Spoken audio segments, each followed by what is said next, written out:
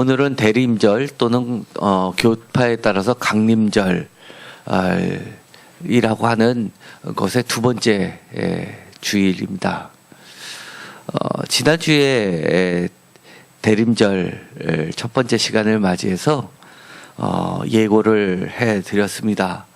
3주 동안 누가복음을 기준해서 나온 세 사람의 이야기를 연속으로 한다고 말씀을 드렸습니다. 주보에도 다시 한번 반복해서 실었습니다. 세 번째 그룹을 나타내고 있는데 첫 번째 그룹은 목자들입니다. 두 번째 그룹은 제사장, 세 번째 그룹은 예언자의 그룹을 나타내고 있는데 독특한 점은 오늘 36절에서 38절에 나와 있는 예언자의 대표성을 띠고 있는 사람이 우리가 선지서에 나와 있는 그런 선지자의 모습과는 상당히 거리가 떨어져 있다는 겁니다. 오늘의 성경을 보니까 이렇게 표현이 되고 있습니다. 또 아셀지파 비누엘의 딸 안나라 하는 선지자가 있어 나이가 매우 많았더라 라고 하면서 나이가 일단 많았다라고 이야기를 합니다. 그리고 그 다음에 나오는 말이 매우 충격적입니다. 결혼한 후 7해 동안 남편과 함께 살다가 과부가 되고 84세가 되었더라 라고 되어 있습니다. 여자 선지자, 이 예언자 선지자 그룹 중에서도 남자를 이야기하지 않고 여자를 이야기하는 데에서도 일단 놀라고, 그 다음에 두 번째로 놀라게 하는 것은 과부라는 겁니다. 그래서 과부 여 선지자 예언자라는 타이틀을 갖게 됩니다. 우리가 보았듯이 지난주에는 제사장 시므온이라는 인물인데 간혹 학자들에 따라서 제사장이라기보다는 예언자라고 보는 전통도 꽤 있습니다. 그럼에도 불구하고 저는 제사장이라고 보았던 이유가 이미 살펴본 것처럼 이렇게 그 부모들을 축복하는 모습을 통해서 축복하는 것은 제사장의 특권이었기 때문에 이것을 제사장으로 보았습니다. 그리고 주요 한 50% 이상은 사실 선지자보다는 제사장으로 봅니다.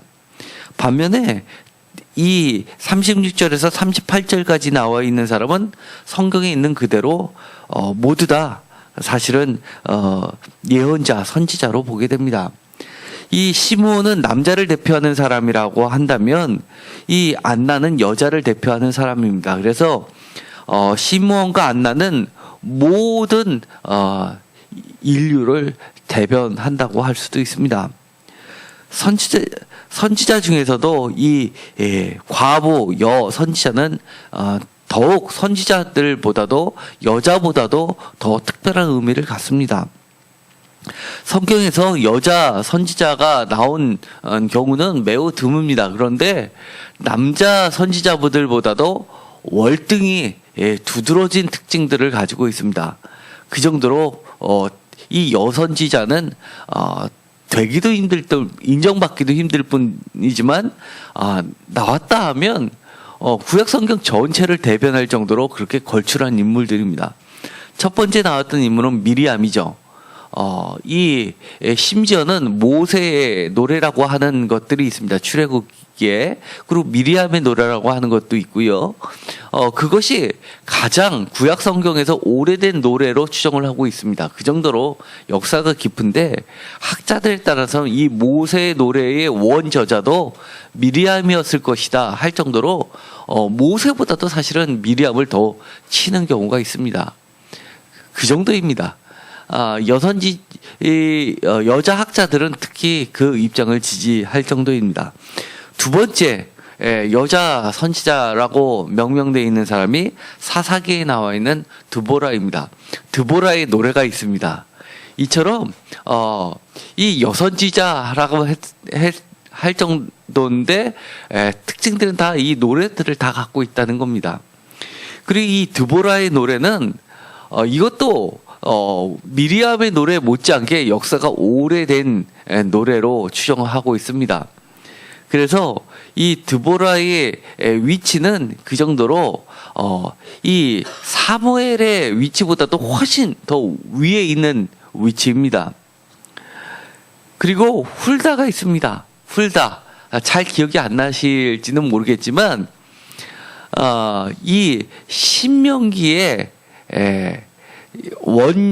원본이 되는 것이 있었죠.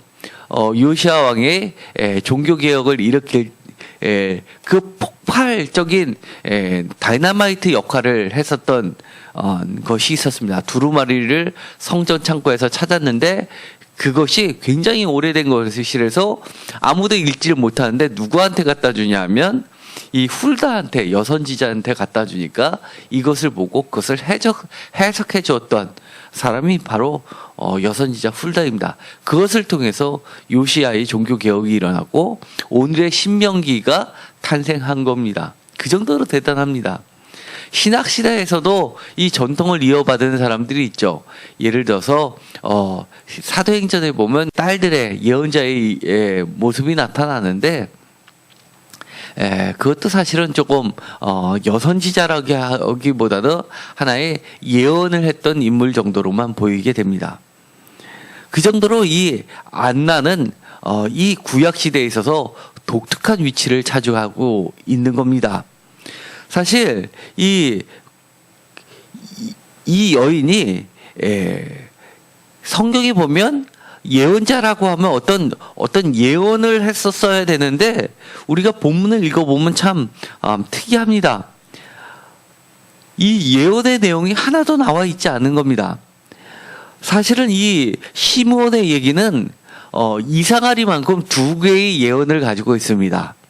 하나는 아기 예수에 대해서, 하나는 어머니에 대해서 두 가지의 예언을 한 것이 드러납니다. 그런데 이 안나는 예언자임에도 불구하고 예언의 내용이 전혀 나와 있지 않고 서술형식으로만 녹아져 있습니다. 이렇게 되어 있습니다.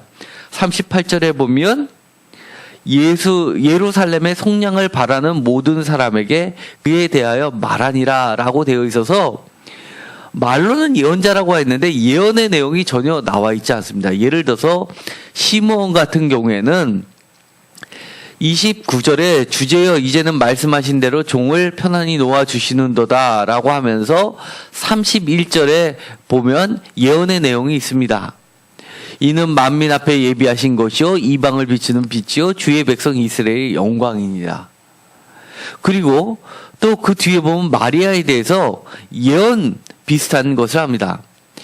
이는 이스라엘 중 많은 사람을 패하거나 흥하게 하여 비방을 받는 표적이 되기 위하여 세움을 받았고 35절 또 칼이 내 마음을 찌르 듯하리니 이는 여러 사람의 마음의 생각을 드러내려 함이라.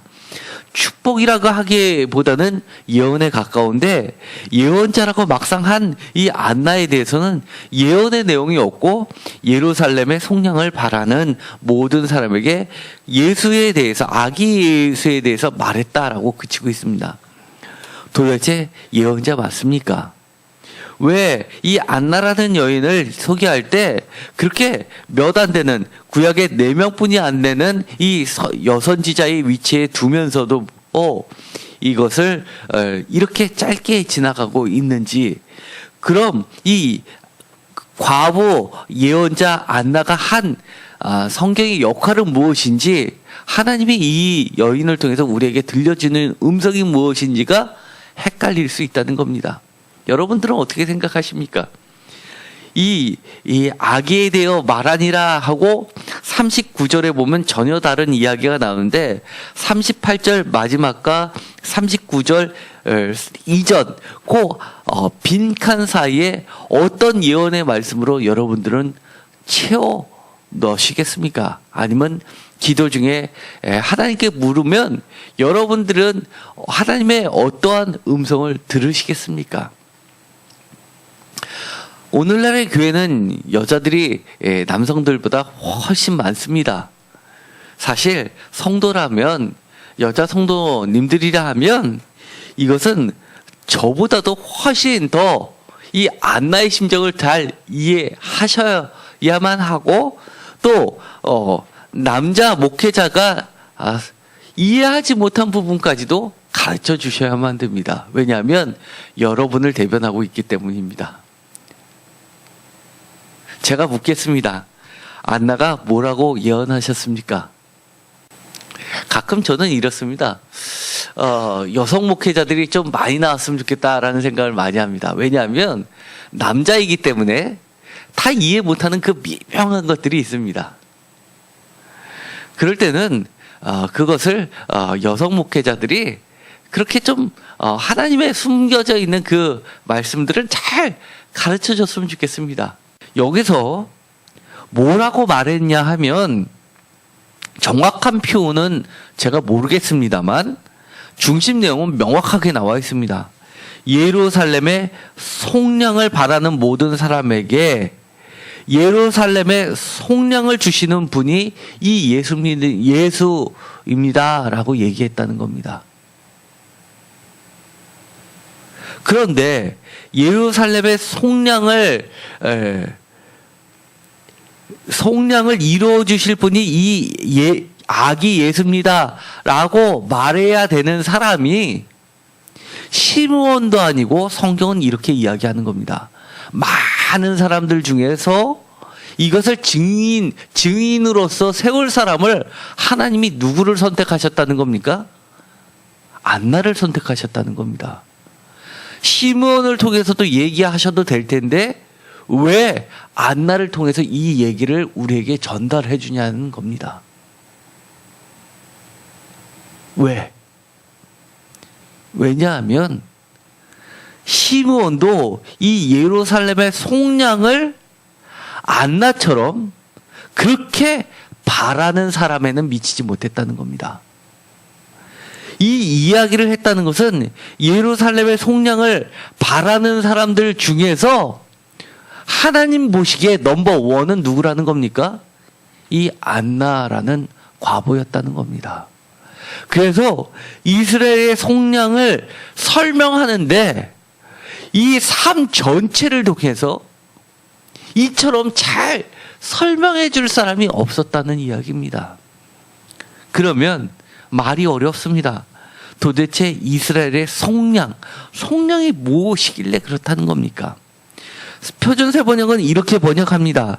바로 이때 그가 다가서서 하나님께 예배를 드리고 기도를 드리고 예루살렘의 구원을 기다리는 모든 이에게 이 아기에 대하여 말하였다. 여기서는 구원이라고 번역을 하였습니다. 그러나 저는 사실은 이 표준세 번역의 구원이라는 번역을 사실은 지지하지 않습니다. 왜냐하면 속량과 구원은 비슷하지만 다르기 때문입니다. 제가 예레미야서를 할 때 이 속량, 구원, 구속, 대속이라는 말을 우리가 다른 단어를 쓰고 있듯이 약간의 뉘앙스들이 다 틀리기 때문입니다. 사실 신약시대에 오면 이것이 점점점 하나로 통합되는 듯한 느낌입니다. 예수님에게 이 모든 것이 적용이 되었기 때문입니다. 그런데 히브리어 원어를 보면 이것들이 조금씩 다른 단어도 틀리고 조금씩 다른 단어들을 뜻을 내포하고 있고 비슷하지만 다른 뜻을 내포하고 있고 시대가 변하면서 그 뜻들이 점점 통합되어 가는 과정 속에 있기 때문에 우리가 지금은 섞어서 쓰지만 명확하게는 다릅니다. 여기서 속량이라는 것은요, 여러 가지가 있겠지만 먼저 하나씩 설명을 하도록 하겠습니다.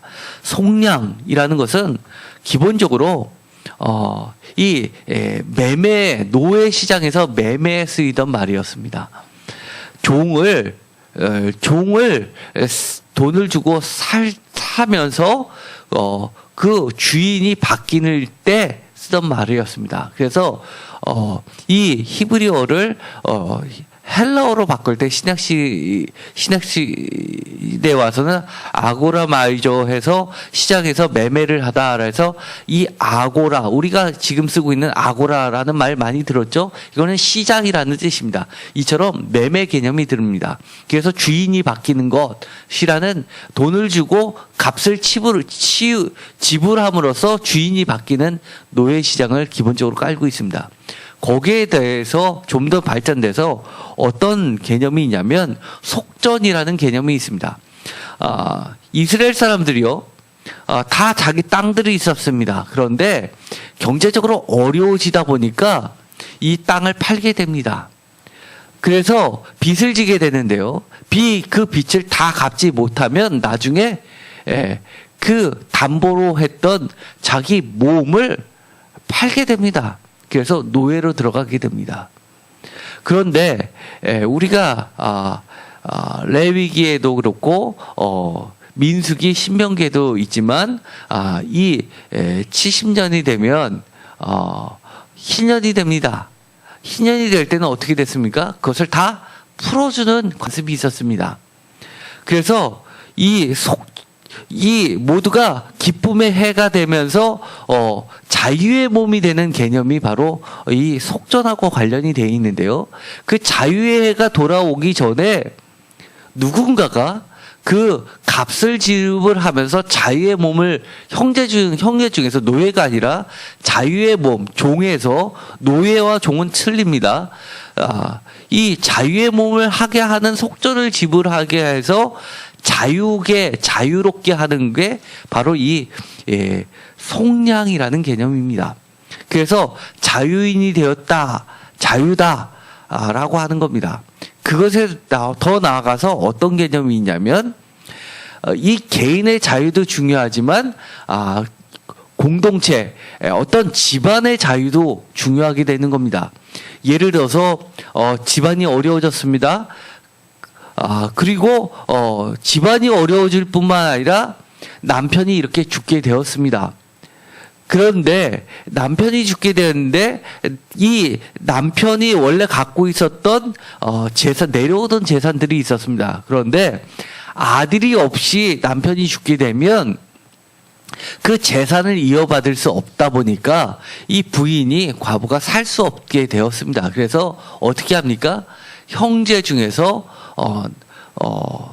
그 차남에게 이 부인이 부인으로 들어가게 되는 겁니다. 그래서 이 형수님을 부인으로 맞이해서 그 부인과 자녀들을 또는 이 책임지는 그 제도가 있었는데 그것을 이을 계자 아니라 대를 집안을 이은다 해서 계대 혼인 제도가 이스라엘 사람들에게는 있었습니다. 지금으로서는 이해가 안 되죠. 어떻게 징그럽게 그렇게 하냐라고 하는데 재산을 보호하는 목적이 있고 그 다음에 후대를 잇는다는 개념이 있었던 겁니다. 그런데 이것과 더 나아가서 어떤 개념까지 있냐면 누군가가 피를 흘렸습니다. 죽었습니다. 그거에 대해서 복수할 수 있는, 피해 복수를 할 수 있는 정당한 제도가 있었습니다. 피해에 대해서 복수를 하더라도 살인죄에 해당하지 않았던 겁니다. 그런데 그것을 면하려면 상대방에게, 피해자에게 생명의 값을 물어주고 내 생명을 대신 보호해주는 제도가 있었습니다. 그것도 속전에 해당합니다. 그러니까 지금까지 보면 속량에서부터 속전, 구원, 의 개념, 그 다음에 자유의 개념까지 점점 확대되는 것을 보게 됩니다. 그리고 대표적으로 구원의 개념에 가장 밀접한 거, 출애굽하면서 종에서 자유로워지는 그런 개념이 들어가는데 거기에는 대속의 개념이 들어갔습니다. 그래서 어린 양의 피라는 개념이 들어가게 되는 겁니다. 그것이 더 나아서 신학시대에는 우리의 죄에서 구원을 받게 하려면 그 속전을 내야 되는데 그 속전의 대가가 어린 양의 피인데 이 어린 양의 피를 대신하는 것이 하나님 자신의 피, 그것이 예수 그리스도의 피, 대속의 개념으로서 우리가 죄에서 구원받은 개념까지 나아가게 된 겁니다. 그렇다 보면 사실 하나하나를 보면 다 틀린 개념이지만 다른 단어들을 쓰지만 그것이 나중에는 신약시대에서 하나로 통합되는 것들이 보게 됩니다. 그런데 여기서 보면 중요한 개념이 있습니다. 결혼한 후 7해 동안 남편과 함께 살다가 과부가 되었다. 그리고 84세가 되었다라고 하면 과부라고 하면 이상합니다. 우리가 지금까지 설명한 개념으로는 과부가 되면 어떻게 돼야 되는 겁니까? 대표적으로 구약에 나와 있습니다. 우리가 룻기 할 때 배웠습니다. 고엘 제도라고 배웠습니다. 고엘 제도. 룻기에 보면 이 룻이 보아스를 만나기 전에 그거에서 필사적으로 보아스와 룻을 맺어주려고 노력했던 인물이 있습니다. 누굽니까? 예, 맞습니다. 나는 그 여인이 정말 위대해 보입니다. 이 보아스가 아기를 이 룻을 통해서 낳았을 때 그 자식을 누구의 품에 안겨주냐면 그 어머니의 품에 안겨줍니다. 왜냐하면 그 모든 것의 상급은 어머니에게 있기 때문입니다. 그런데 그 어머니가 그렇게 했던 이유는 바로 이 속량 때문이었던 겁니다. 그렇게 해서 이 여인은 잃어버렸던 자기의 대대로 내려오던 재산을 심지어 외국 땅에 갔다 돌아와서 다 사라졌는데도 그걸 다 찾게 되는 역사가 일어나게 되죠. 그것이 바로 고엘 제도입니다. 그것이 예수님의 족보에까지 들어가게 됐습니다. 그렇다는 이야기는 예수님은 예수님의 피를 통해서 우리에게 잃어버렸던 신분을 회복시켜 주는 겁니다. 하나님의 상속을 이어받게 해주는 겁니다. 그런 제도가 있습니다. 그런데 이 여인은 뭐라고 이야기합니까? 그런 계대 혼인 제도로부터 어떻게 됐다는 겁니까? 철저히 외면받았다는 겁니다. 단순히 우리가 지금 생각하는 것처럼 과부가 됐습니다. 남편을 잃었습니다. 내가 다 늙어서 왜 또 결혼을 왜 하냐 라고 하는 그런 개념이 아닙니다. 거기에는 조상 대대로 내려오던 재산까지 그리고 나의 자녀까지로 안전하게 지켜질 모든 권리들을 다 찾았다는 이야기가 되는데 그 찾을 수 있는 권리를 다 박탈받은 이 여인을 이야기하고 있는 겁니다. 이 여인은 살면서 뭐라고 생각했을 겁니까? 사회로부터 철저히 배신당했습니다. 형제들이 많았음에도 불구하고 그 누구도 돌아보지 않았다는 겁니다. 언제까지요? 84세가 될 때까지라는 겁니다. 얼마나 한이 맺혔겠습니까? 얼마나 외로웠겠습니까? 얼마나 배고팠겠습니까?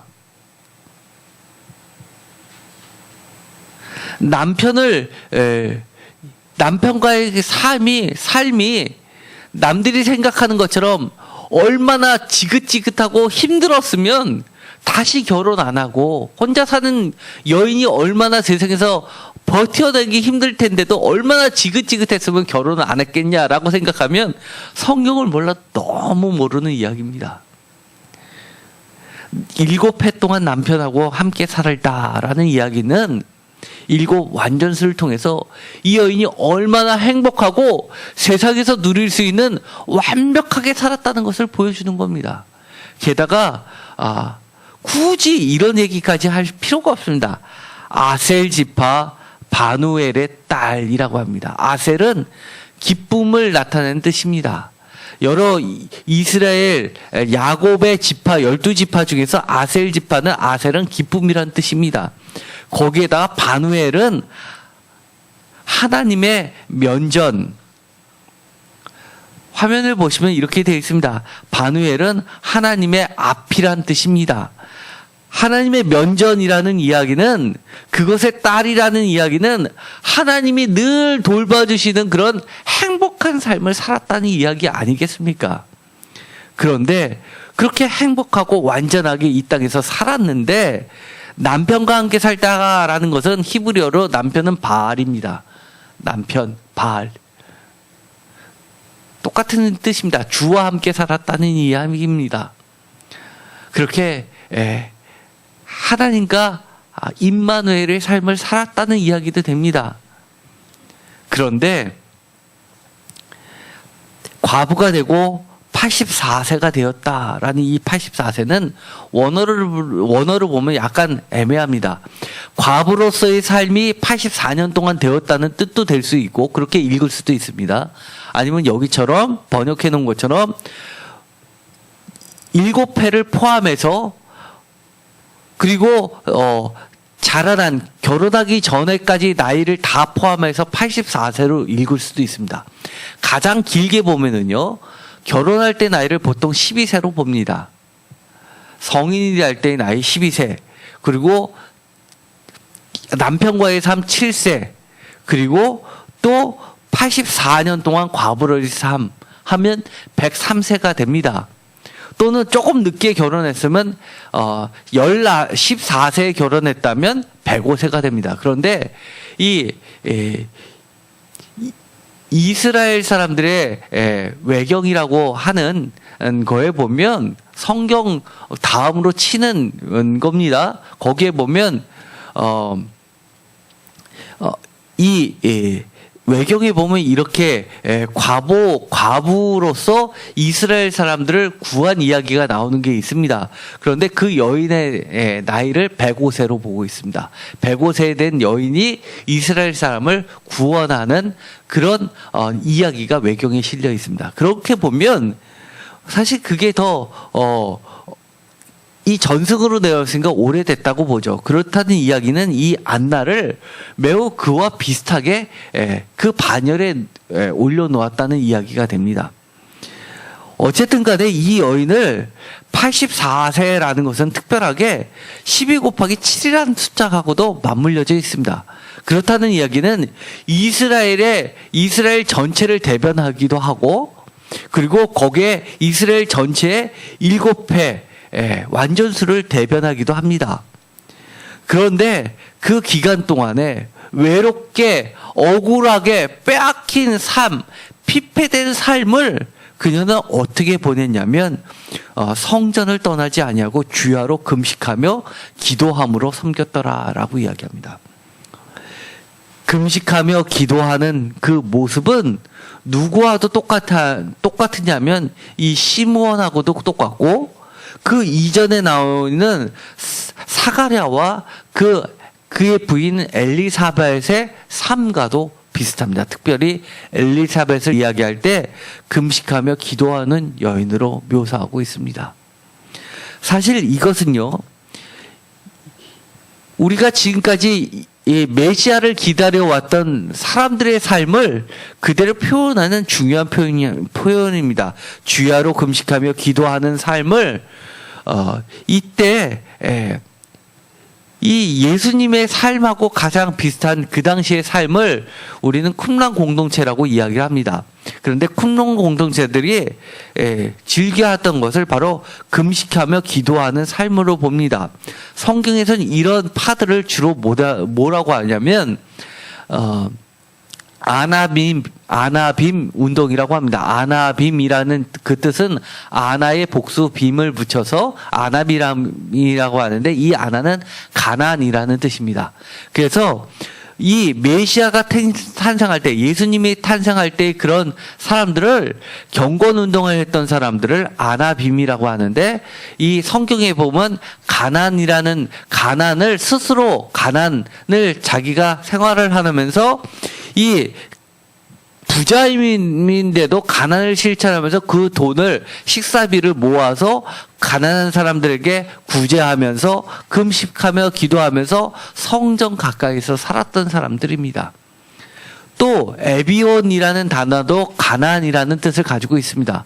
성경에 보면은요, 이 아나라는 그 가난이라는 뜻은 실질적으로 물질적으로 가난도 아나하지만 영적으로 부자지만 실질적으로는 부자지만 영적으로 가난한 삶을 사는 사람을 아나라고 합니다. 그래서 이 아나를 번역할 때 성경에서는 가난으로 번역하기도 하고 험블 겸손으로도 번역하고 온유 성품, 온유로도 번역합니다.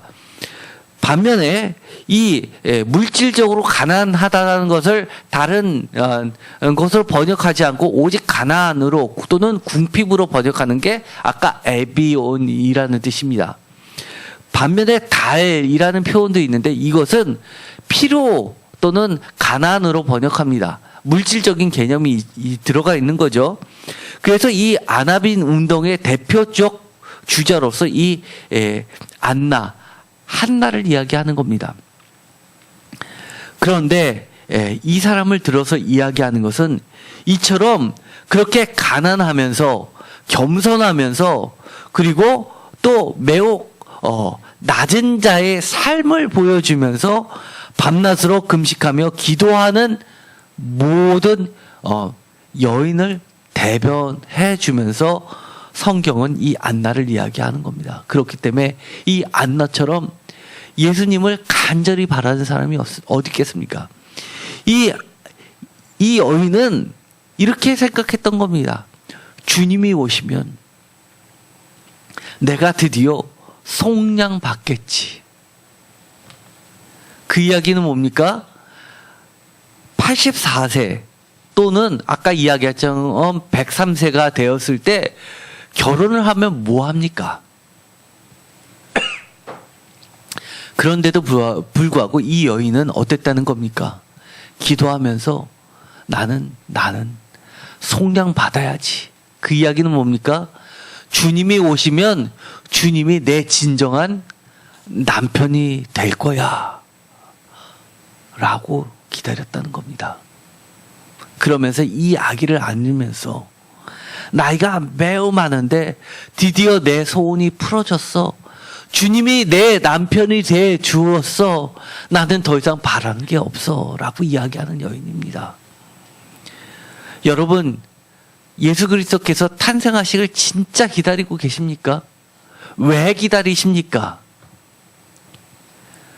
여러분의 일차적인 구원 맞습니다. 구원, 죄에서 구원 받았습니다. 그러나 이 여인은 죄에서 구원 받는 것 그 이상을 간절히 바라고 있었다는 겁니다. 무엇입니까? 예수님이, 하나님의 아들이 내 남편이 되어 주시면 단순히 죄에서 구원받는 속죄뿐만이 아니라 어디까지 가는 겁니까? 하나님의 지위, 하나님의 모든 권리를 내가 받게 되는 겁니다. 우리가 생각했던 그 이상을 이 여인은 바라고 있었던 겁니다. 사실 제가 신방을 갈 때요, 기도를 정말 많이 하고 갑니다. 신방을 갈 때 제가 여태까지 했던 설교 한 1000편 되니까 그 중에서 하나를 그분들이 안 나오셨을 때 했었던 설교를 가지고 와서 설교해도 되지 않습니까?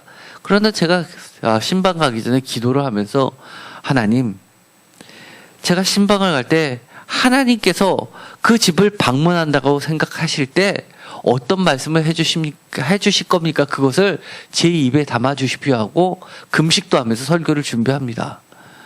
그래서 정말 감동이 일어나고 기도 중에 말씀이 들려와야지만 그렇게 이거다 할 때 기도를 멈추고 그것을 가지고 갑니다. 제가 대신방 때 오래 하면서 깜짝 놀라는 경우가 있습니다. 정말 제가 생각하지도 못했던 말씀을 주셨습니다. 저는 그 말씀을 듣고 나서, 기도 중에 그 말씀을 듣고 나서 깜짝 놀라서 그 본문을 다시 찾아봤습니다. 제가 여태까지 한 번도 설교를 안 했던 본문이었습니다. 왜냐하면 너무 빤하다고 생각해서 제가 그 본문을 지나갔는데 기도 중에 그 말씀을 듣고 다시 찾아보니까 이렇게 좋은 말씀이 없었다는 걸 깨달았습니다. 그래서 이게 이렇게 대단했던 거구나 라고 하면서 왜 내가 주일날 설교를 안 했지? 수요일도 아니고 주일날 설교를 왜 안 했지? 했습니다. 그 말씀이 뭐였냐면 잃어버린 동전 하나 드라크마 본문이었습니다. 그 이야기에 핵심은 잃어버린 동전을 찾아라라는 것이지만 그것이 잃어버린 어린 양하고 다른 중요한 배경이 되는 것이 있습니다. 무엇입니까? 그 여인이 제가 한참 시간이 지난 다음에 주일날 다시 설교를 여러분들 앞에 했습니다. 기억나시는 분 계실런지 모르겠지만 그 핵심은 뭡니까? 배경이 되는 핵심. 왜 그 여인이 그렇게 쓸고 닦고 찾을 때까지 열심히 찾았습니까? 동전 하나 드라크마가 그렇게 값어치가 그렇게 컸기 때문에 아니었죠. 왜냐하면 찾고 나서 그 여인이 쓴 돈은 그 찾은 동전 하나보다도 훨씬 많은 비용을 지출했을 것이 분명하기 때문입니다. 그것은 혼인을 전제로 한 약조였기 때문입니다. 그 이야기는 배경이 되는 것은 예수님이 너는 내 부인이야 라는 것이 깔려 있기 때문입니다. 사실 그거보다 더 좋은 메시지가 어디 있습니까? 주님이 너는 내 부인이야 라고 하는 사람이 있습니까? 이 중에서? 그런데 가서 다른 여러 가지 복잡한 여러 가지 이야기를 하다 보니까 그 이야기는 잘 전달이 안 된 듯합니다. 그래서 제가 다시 한번 신방을 또 해야겠습니다라고 말씀을 드렸습니다. 너무 귀했기 때문에. 그런데 이 여타 이후로 신방은 무산됐습니다. 그러나 저는 지금도 그분께 이야기합니다. 다 이해가 전달이 안 됐을 것 같은데 정말 저는 그랬으면 좋겠습니다. 주님이 저한테 제가 남자지만 성도는 다 예수 그리스도의 신부이기 때문에 내 부인은 너였어 라고는 얘기 듣고 싶은데 저는 그 얘기 못 들었습니다. 그런데 딱 한 번 그 얘기 들었습니다. 저는 내가 주님의 신부가 되는 것을 믿음으로 받아들였지 그렇게 대놓고 직접적으로 듣지는 못했지만 그분은 들었습니다. 얼마나 행복합니까? 얼마나 행복합니까? 그것처럼 더 큰 축복이 어디 있습니까? 정말 부럽습니다. 저는 이 안나라는 여인이 그겁니다. 그런 이야기는 듣지 못했지만 이분은 믿음으로 주님이 내 남편이 되어주길, 진짜 남편이 되어주길 간절히 바라다가 결국 어떻게 되었다는 겁니까? 하나님께서 그 믿음의 소원을 들어주셨다는 겁니다. 여러분들 직접적으로 이야기를 해 주었는데도 그 귀함을 미처 깨달지 못했다면 그 약속이 누구한테 갑니까? 믿음으로 간절히 바라는 사람한테 갈 수밖에 없습니다. 잃어버린 동전 찾으시기 바랍니다. 잃어버린 그 동전 하나는 무엇입니까? 간절함입니다. 안나는 하나님이 보시기에 이 세상에 존재하는 모든 사람들 중에서 정말 예루살렘의 속량을 바라는 그 간절함이 넘버 원이었다는 이야기입니다. 탑이었다는 이야기입니다. 예루살렘, 평화의 도시 또는 젤렘, 제데크, 정의의 도시, 공의의 도시의 진정한 주인공이 된 사람이라는 겁니다. 오늘 대림절을 두 번째 시간을 맞이해서 여러분들이 한나, 진짜 은혜를 입은 안나가 되었으면 좋겠습니다. 다 표현을 못해도 여러분들이 만나는 모든 사람들에게 이 아기 예수를 전했으면 좋겠습니다. 여러분의 전 생애를 통해서 여러분들이 비록 이 과부처럼 억울한 삶을 살아도 정말 이 하나님의 축복을 잠시 받았는데 7회 동안 받았는데 7회보다도 더 많은 숫자 12회 동안 12번에 7회에 12번을 거칠 동안 그렇게 빼앗긴 삶을 살았어도 하나님이 주신 그 믿음의 약속을 잃어버리지 않고 결국 쟁취하는 사람들이 되시고, 그 정말 하나님의 남편, 예수 그리스도의 남편이 되어 주셔서 그 속량을 바라는 모든 사람에게 너도 주님의 남편이 될 수 있어. 너도 믿음으로 진정한 혼인잔치에 참여할 수 있는 주인공이 될 수 있어. 라는 증거하는 사람들이 모두 되었으면 좋겠습니다. 이 여인은 이 84년을 어떻게 살았습니까?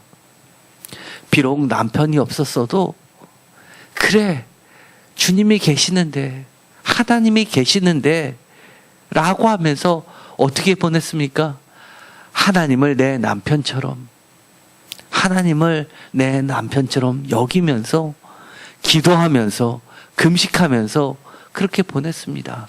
다른 곳이 아니라. 하늘나라 갈 때 우리가 무엇으로 갈 겁니까?